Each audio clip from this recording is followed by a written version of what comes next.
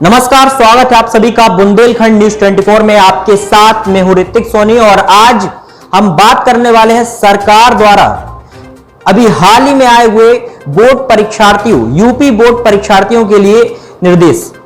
10वीं की परीक्षा को रद्द कर दिया गया है। सबसे बड़ी खबर थी ये, 10वीं की परीक्षा को रद्द कर दिया गया है, लेकिन विद्यार्थियों में अब भी सवाल है कि क्या उनके प्री बोर्ड, उनके प्रीवियस एग्जाम, उनके 9th क्लास के एग्जाम के अकॉर्डिंग, ये एक सवाल है जिस पर अभी तक साफ तौर पर यह नहीं दर्शाया गया है कि आखिर किस तरह से बच्चों को उनके रिपोर्ट कार्ड, उनकी मार्कशीट किस तरह से बनेगी। दूसरा जो सबसे बड़ा सवाल है वो है 12वीं की परीक्षा को लेकर कि 12वीं की परीक्षा जुलाई के दूसरे सप्ताह में सरकार ने बताया है कि दूसरे सप्ताह तक उनकी परीक्षा हो सकती है, लेकिन अब भी उस परीक्षा के पैटर्न को सरकार द्वारा बताया नहीं गया है। यह एक सवाल है विद्यार्थियों के मन में, यह सवाल है शिक्षकों के भी मन में कि आखिर वो किस तरह से आगामी बोर्ड परीक्षार्थियों जो कि 12वीं की परीक्षा है वो किस तरह से अपनी तैयारी करें। शिक्षकों के मन में सवाल है कि वो किस तरह से तैयारी करवाएं, क्योंकि यह सवाल बड़ा है, क्योंकि यहां सवाल बोर्ड परीक्षा का है, वो भी 12वीं की परीक्षा। तो 12वीं की परीक्षा को लेकर सवाल यह है कि आखिर उसका पैटर्न क्या होगा। सरकार ने कहा है कि केवल 10 में से 3 प्रश्न हल करने होंगे। क्या वो 3 प्रश्न ऑब्जेक्टिव होंगे?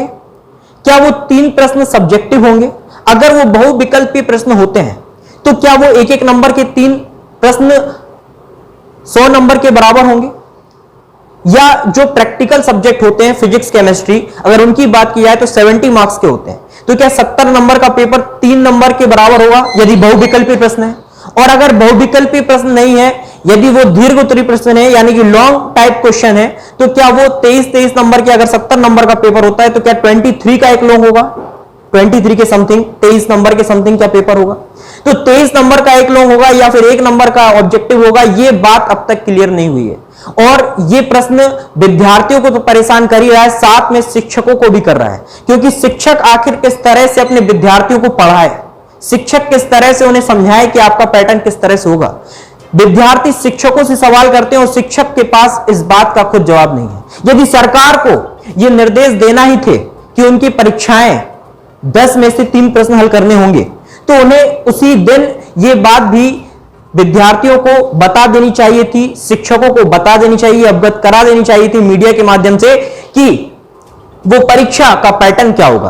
अब ये परीक्षा के पैटर्न को लेकर उठ रहे सवालों के जो जवाब है, ये ना तो मीडिया जानती है, ना हम जानते हैं, ना आप जानते हो, और ना ही शिक्षक और ना ही विद्यार्थी जानते हैं। अब विद्यार्थी पहले से ही जो साल भर से डिप्रेशन में पढ़ रहे थे, ऑनलाइन पढ़ाई हुई, आप सभी जानते हैं। ऑनलाइन पढ़ाई होने के बावजूद ये बच्चों के मन में सवाल है कि आखिर साल भर जब वो नहीं पढ़ पाए तो अब परीक्षा के दौरान फिर से क्यों उनके सामने एक बड़ा प्रश्न चिन्ह खड़ा कर रही है सरकार। तो सरकार को, यूपी बोर्ड सरकार को ये साफ और जल्दी इसका निर्णय लेना होगा, ताकि जो विद्यार्थी बोर्ड परीक्षा की तैयारी कर रहे हैं उनके मन में कोई भी विचार ना आ पाए। तो पूछता है बुंदेलखंड न्यूज 24 कि ये निर्णय कब तक होगा।